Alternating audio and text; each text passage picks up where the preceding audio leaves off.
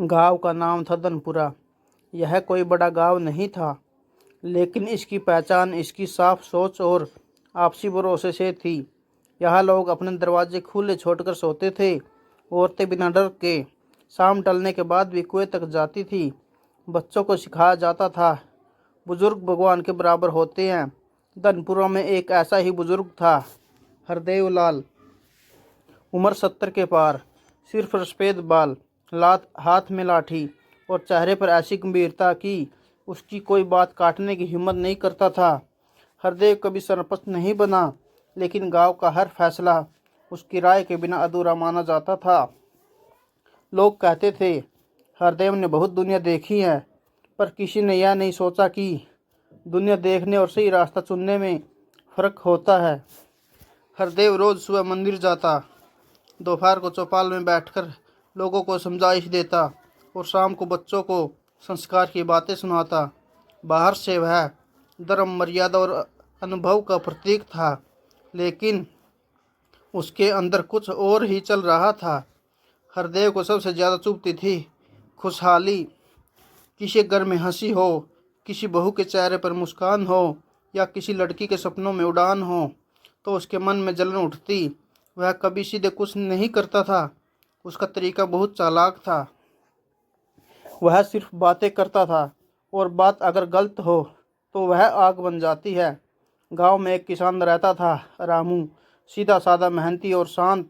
उसकी पत्नी कुसुम पूरे गांव में इज्जतदार थी। सुबह सबसे पहले उठना, घर संभालना, खेत में हाथ बटाना, कभी किसी से ऊंची आवाज़ नहीं। एक दिन रामू चौपाल में बैठा था। हरदेव पास आकर बैठा। कुछ देर इधर उधर की बातें हुई। फिर हरदेव ने धीरे से कहा, भाई रामू, बुरा मत मानना, पर आजकल कुसुम ज़्यादा हंसने लगी है। रामू चौंक गया। हंसना बुरा है क्या? उसने हल्के में पूछा। हरदेव ने लाठी जमीन पर टिकाई, आंखें सिकोड़कर बोला, मैं तो बस बता रहा हूँ, आजकल के समय में ज़्यादा हंसी भी ठीक नहीं होती। बस इतना ही। कोई आरोप नहीं, कोई सबूत नहीं। लेकिन रामू के मन में शक का पहला बीज पड़ चुका था। उस दिन के बाद रामू कुसुम को पहले जैसा नहीं देख पाया। कुसुम हंसती तो उसे हरदेव की बात याद आती। कुसुम देर से आती तो मन में सवाल उठता। कुसुम कुछ कहती तो उसे लगता कहीं कुछ छुपा तो नहीं रही। कुसुम समझ नहीं पा रही थी कि उसका अपना घर अचानक इतना ठंडा क्यों हो गया। और हरदेव, वह दूर बैठकर यह सब देख रहा था। उसके चेहरे पर हल्की सी संतुष्टि थी। रामू की रातों की नींद उड़ चुकी थी। दिन भर खेत में हल चलाता, पर दिमाग में हर वक्त हरदेव की वही एक पंक्ति घूमती रहती, आजकल ज़्यादा हंसी भी ठीक नहीं होती। कुसुम कुछ नहीं बदली थी, वह वही थी, सीधी, मेहनती और अपने पति का पूरा भरोसा करने वाली। लेकिन शक की सबसे बड़ी बुराई यही होती है, वह सामने वालों को नहीं, देखने वालों की आंखों को गंदा कर देता है। रामू अब छोटी छोटी बातों पर चुप रहने लगा। कुसुम ने पूछा, कुछ हुआ है क्या? रामू ने जवाब नहीं दिया। कुसुम ने सोचा, शायद काम का दबाव होगा। उसे क्या पता था कि उसके घर में कोई बाहर से जहर घोल चुका है। हरदेव ने देखा कि पहला बीज काम कर रहा है। अब उसने अगला कदम उठाया।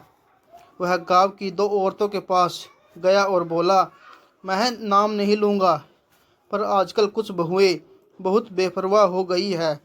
औरतों ने खुद नाम जोड़ दिया। अफवाह ने अब रफ्तार पकड़ ली।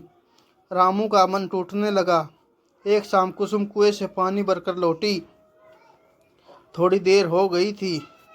रामू ने पहली बार कठोर आवाज़ में पूछा, इतनी देर क्यों लगी? कुसुम घबरा गई। भीड़ थी इसलिए। रामू ने कुछ नहीं कहा, पर उसके अंदर आग जल चुकी। उस रात छोटी सी बात पर बड़ा झगड़ा हो गया। रामू बोला, तुम बदल गई हो। कुसुम रो पड़ी, मैं वही हूँ, आप ही बदल गए हो। रामू का हाथ पहली बार उठा। वह थप्पड़ नहीं था, वह भरोसे की मौत थी। अगली सुबह कुसुम की आंखें सूजी हुई थी।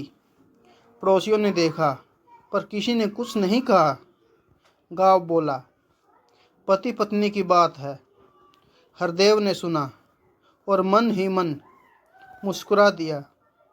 कुछ दिनों बाद रामू ने फैसला सुना दिया, तुम अपने मायके चली जाओ। कुसुम ने कुछ नहीं कहा। वह चुपचाप अपना सामान बांधने लगी। उसने बस एक बार पूछा, मेरी गलती क्या है? रामू के पास जवाब नहीं था। एक घर टूट गया। कुसुम मायके चली गई। धनपुरा ने अपना पहला घर खो दिया। हरदेव चौपाल में बैठा था। लोग कह रहे थे, समय खराब है। हरदेव बोला, कलयुग है भाई, सब सहना पड़ता है। कुसुम के जाने के बाद धनपुरा वैसा नहीं रहा। पहले लोग एक दूसरे के घर बिना बुलाए चले जाते थे। अब हर दरवाजे पर संदेह की कुंडी लग चुकी थी। किसी को ठीक ठीक पता नहीं था कि यह बदलाव कब शुरू हुआ, लेकिन सब जानते थे अब गांव में सुकून नहीं रहा। हरदेव की ताकत बढ़ने लगी। रामू का घर टूटते ही हरदेव की बातों का वजन बढ़ गया। लोग सोचने लगे, अगर रामू जैसा सीधा आदमी ऐसा कदम उठा सकता है तो कुछ भी तो बात होगी। यही से हरदेव का नैतिक जज बन गया, बहुओं पर पैरा। अब हरदेव चौपाल में बैठकर कहता, औरत घर की इज्जत होती है, पर इज्जत तभी रहती है जब औरत सीमाओं में रहे। मर्दों को यह बात पसंद आई। उन्हें अपनी हुकूमत धार्मिक लगने लगी। नतीजा, बहू का बाहर निकलना कम हो गया। कुएं पर हंसी गायब हो गई। लड़कियां सिर झुकाकर चलने लगी। गांव की एक होनहार लड़की थी पूजा। वह आगे पढ़ना चाहती थी। एक शाम हरदेव ने उसके पिता से कहा, लड़की ज़्यादा पढ़ेगी तो सवाल उठेंगे। पिता डर गया। अगले दिन पूजा स्कूल नहीं गई। उसने किताबें समेटते हुए अपनी माँ से कहा, पढ़ाई भी कोई गुनाह होती है क्या? माँ के पास जवाब नहीं था। हरदेव अब नाम नहीं लेता था। वह सिर्फ संकेत देता था, मैंने सुना है, लोग कह रहे हैं, समय अच्छा नहीं है। लोग खुद कहानी बना लेते थे। औरतों के बीच डर फैल गया। मर्दों के बीच शक। छोटी छोटी बातों पर घर घर झगड़े होने लगे। किसी ने किसी को देखा, किसी ने किसी से बात कर ली। बस काफ़ी था। धनपुरा में अब शांति नहीं, आवाज़ें रहने लगी। एक शाम दो आदमी झगड़ते हुए चौपाल पर पहुंच गए। दोनों के मुंह से एक ही बात निकली। हरदेव ने कहा था। पहली बार लोगों ने गौर किया। पहली बार हरदेव को लगा कि शायद उसकी चाल बहुत आगे बढ़ रही है, पर तब तक वह रुक नहीं सकता था। धनपुरा अब डर के सहारे चल रहा था। लोग सुबह उठते तो सबसे पहले यही सोचते, आज किस पर शक होगा। हरदेव जानता था कि अब बातों से आगे आगे जाना होगा।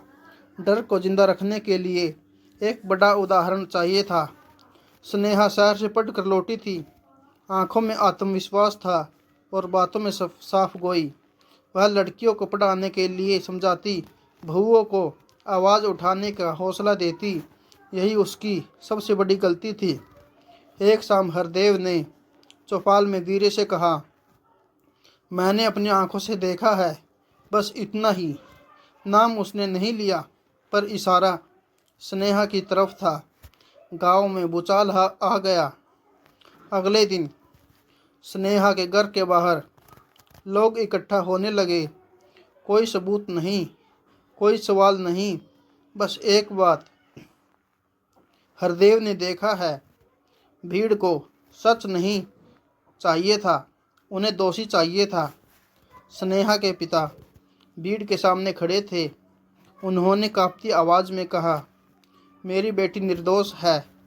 भीड़ हंस पड़ी। किसी ने कहा, बाप तो यही बोलेगा। उस दिन एक पिता पहली बार भीड़ से हार गया। किसी ने पत्थर उठाया, किसी ने गाली दी, और फिर भीड़ ने खुद को काबू में रखना छोड़ दिया। स्नेहा की माँ बेहोश हो गई, पिता जमीन पर गिर पड़े और हरदेव दूर से सब देख रहा था। अफरा तफरी में एक बूढ़ा आदमी गिर पड़ा। भीड़ ने ध्यान नहीं दिया। कुछ देर बाद पता चला वह मर चुका था। धनपुरा की पहली जान गई। उस रात हरदेव ने पहली बार डर के साथ सोया। उसे लगा, मैंने खेल बहुत आगे बढ़ा दिया है। पर सुबह तक वह फिर वही बन गया, क्योंकि जिस समाज ने उसे ताकत दी थी अब वही उसका कवच बन चुका था। स्नेहा के घर के बाहर हुई हिंसा के बाद धनपुरा डर के सन्नाटे में डूब गया। जिस गांव में सुबह गायों की घंटी बजती थी अब वह फुसफुसाहटें गूंजती थी। सब जानते थे गलत हुआ है, पर कोई यह मानने को तैयार नहीं था। हरदेव को अब पहले जैसी नींद नहीं आती थी। उसे बार बार एक ही दृश्य दिखता, जमीन पर गिरा बूढ़ा आदमी जिसकी सांस हमेशा के लिए थम गई थी। उसी रात किसी ने पहली बार उससे सवाल पूछा। वह था शंकर मास्टर। शंकर मास्टर ने चौपाल में कहा, हरदेव, तुम कहते हो तुमने देखा, पर देखा क्या? चौपाल चुप हो गई। हरदेव कुछ पल रुका, फिर बोला, अब इतनी पूछताछ ठीक नहीं। मास्टर ने कहा, बिना पूछताछ के किसी की जिंदगी कैसे तोड़ दी? यह सवाल सीधे दिल में लगा। स्नेहा कई दिनों बाद घर से बाहर निकली। चेहरा पीला था, पर आंखों में डर नहीं, आग थी। उसने साफ कहा, अगर कोई कहता है कि उसने देखा, तो मैं भी कहती हूँ मैंने कुछ नहीं किया। भीड़ असमंजस में पड़ गई। पहली बार हरदेव की बात अंतिम सच नहीं लगी। उस दिन रामू गांव लौटा। कुसुम मायके में थी। रामू ने टूटी आवाज़ में कहा, मेरे घर के टूटने से सब शुरू हुआ। लोगों ने उसकी तरफ देखा। रामू बोला, मैंने बिना सबूत अपनी पत्नी को घर से निकाल दिया। उसकी आंखों से आंसू बह निकले। अब हरदेव की बातों में पहले जैसा भरोसा नहीं रहा। लोग सवाल पूछने लगे, तुम हर जगह कैसे होते हो? तुमने पहले भी ऐसा कहा था। हरदेव झुंझलाने लगा। एक औरत आगे आई, धनिया काकी। उसने कहा, जिस दिन तुम कहते हो कि तुमने स्नेहा को देखा, उस दिन तुम मेरे घर बीमार पड़े थे। चौपाल सन्न रह गई। हरदेव के मुंह से शब्द नहीं निकले। भीड़ का गुस्सा पलटने लगा।